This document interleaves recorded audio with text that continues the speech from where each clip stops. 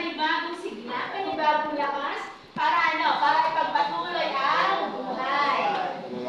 Pagkatapos na maiisip niya na, kung magka-college ka, okay, magka-college na ako, hindi na ako magbubulambot. Aayusin ko na ang buhay ko. Through the help of my God.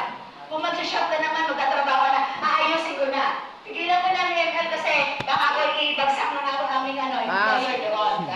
At nasa rin ako sa listahan ng aming employer doon. Kaya anong gagawin? Let me yours, let me yours.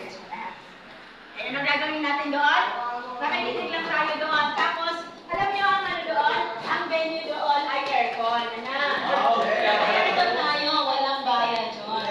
At maraming tao ang nagbigay doon para mag-enjoy nyo ang lamig ng venue na yun. Ano? Sa Jesus is Lord Church, doon sa Paritan, Villa Carpio. At saka, ito bang malupit? Ihanda kayo rin na